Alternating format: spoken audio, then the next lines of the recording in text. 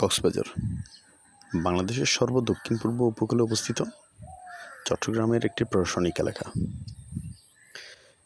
এই কক্সবাজার সমুদ্র সৈকত হচ্ছে পৃথিবীর সবচেয়ে দীর্ঘতম সমুদ্র সৈকত। প্রতি বছরে লক্ষ লক্ষ পর্যটক ছুটে আসে এই কক্সবাজার সমুদ্র সৈকত উপভোগ করার জন্য। আজকের ভ্রমণ কাহিনীতে থাকবে কক্সবাজার নিয়ে বিস্তারিত আলোচনা। চলুন শুরু করি আজকের ভিডিও। আসসালামু আলাইকুম, কী অবস্থা সকলের?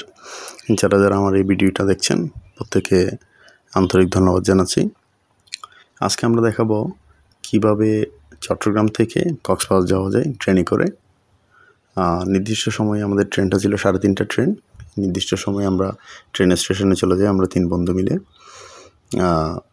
গিয়ে ওখানে হালকা নাস্তা পানি সেরে নিই। আপনারা দেখতে পাচ্ছেন আমরা এখন 1600 জংশনে ট্রেনের জন্য অপেক্ষা করছি। ঠিক 3:30টার সময় আমাদের ট্রেনটা প্ল্যাটফর্মে আসে। প্ল্যাটফর্মে আসার সাথে সাথে প্রথমে যে জিনিসটা দেখে আমার খুব খারাপ লেগেছে সেটা হচ্ছে, ভেবেছিলাম ট্রেনটা একটু নতুন হবে, কিন্তু দুঃখের বিষয় ট্রেনটা পুরনো এবং লোকাল ট্রেন।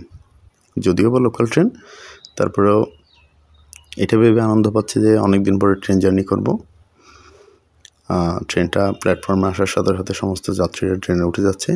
আমরাও আমাদের নির্দিষ্ট বগি খুঁজে বের করি এবং ট্রেনে উঠে পড়ি। কী পরিমাণে এক্সাইটিং কাজ করছিল এটা আমি বলে বোঝানো যাবে না।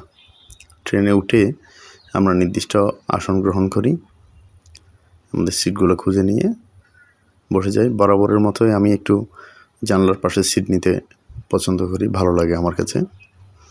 আপনারা দেখতে পাচ্ছেন আমাদের ট্রেনটি ছুটে চলছে শহরের কোলাহল পেছনে ছেড়ে। ইতিমধ্যে আমরা চলে এসেছি চট্টগ্রামের বিখ্যাত কালুরঘাট সেতুতে। সেতুতে যাওয়ার সময় একটা জিনিস খেয়াল করলাম, ট্রেনটি চলছে খুব আস্তে আস্তে। সেতু পার হওয়ার পরে ট্রেনের গতি বাড়ে, সাথে সাথে আমাদের উত্তেজনা বাড়ে। ছুটে চলছি দুপাশে প্রাকৃতিক দৃশ্যগুলোকে পেছনে ফেলে।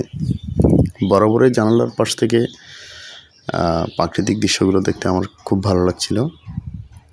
অনেকক্ষণ বসে থাকার পর একঘেয়েমি চলে আসছে, তখন একটু ট্রেনে হাঁটাহাঁটি করছিলাম আর ট্রেনের দরজার পাশে দাঁড়িয়ে দেখছিলাম প্রাকৃতিক দৃশ্য। 4 ঘন্টার মধ্যে আমরা চলে এসেছি কক্সবাজার রেল স্টেশনে। আপনারা দেখতে পাচ্ছেন কক্সবাজার রেল স্টেশন। কক্সবাজার আসার খুশিতে আমার বন্ধু আমার ফ্রেন্ডের বাসাতে গলা ছেড়ে গান করছে।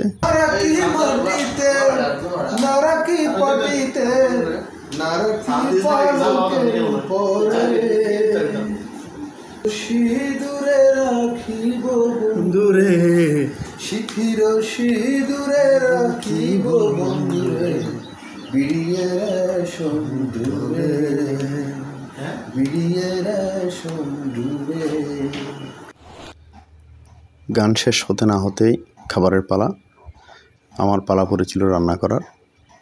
আমার আরেকজন বন্ধু ছিল, তার কাজ ছিল আমাকে সাহায্য করা, এবং যে বন্ধুর বাসাতে আমরা গিয়েছিলাম সেই বন্ধুর দায়িত্ব ছিল ভাত রান্না করা। এক একজন এক একটা কাজ নিয়ে নিই যাতে কাজটা আমাদের জন্য সহজ হয়। আমরা কক্সবাজার হোটেলে থাকিনি, আমার এক বন্ধু ছিল, বন্ধুর বাসায় আমরা ছিলাম। এরপরে মজাদার সব রান্না, সাথে আমাদের গায়ক বন্ধুর সালাদ, সব কিছু মোটামুটি অসাধারণ ছিল। দেশি মুরগি, চিংড়ি মাছ, সাদা ভাত খেতে আসলে অসাধারণ লেগেছিল। ভাত খাওয়ার পরে গল্পগুজব, ঘুম, আড্ডা সব কিছু শেষ করে একদম ভোরে আমরা চলে যাই কক্সবাজার বিচে। যে দৃশ্যটা দেখার জন্য আমরা ছুটে এসেছি সুদূর চট্টগ্রাম থেকে। চারিপাশের প্রাকৃতিক দৃশ্য, সমুদ্রের স্নিগ্ধ বাতাস অসাধারণ লাগছিল। অনেকদিন পরে কক্সবাজার যাওয়া, তাই পুরো সময়টাই উপভোগ করেছিলাম নিজের মতো করেই। এরপরেই প্রথম সমুদ্রের পানিতে পা ভেজানো, ইচ্ছামতো সমুদ্রে দৌড়ঝাঁপ, লাফালাফি, বন্ধুদের নিয়ে হাসি ঠাট্টা, হই হুল্লোড় সব কিছুই করলাম প্রায় 1 ঘন্টা 2 মতো। 1 ঘন্টা 2 পরে আমার এক বন্ধু বলল, চল সুইমিং পুলে গোসল করি। যেই কথা সেই কাজ। ইচ্ছামতো সমুদ্রের নোনা পানিতে ভিজে, এরপরে মিষ্টি পানিতে একটু ভিজা লাগবে, চলে গেলাম সুইমিং পুলে। Let's enjoy. Chill Chill. Hey, Zamai. কি জামাই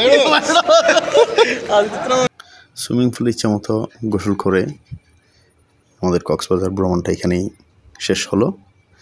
পরবর্তী ভিডিওতে থাকবে কক্সবাজার থেকে মহেশখালী যাওয়ার সম্পূর্ণ ভিডিও।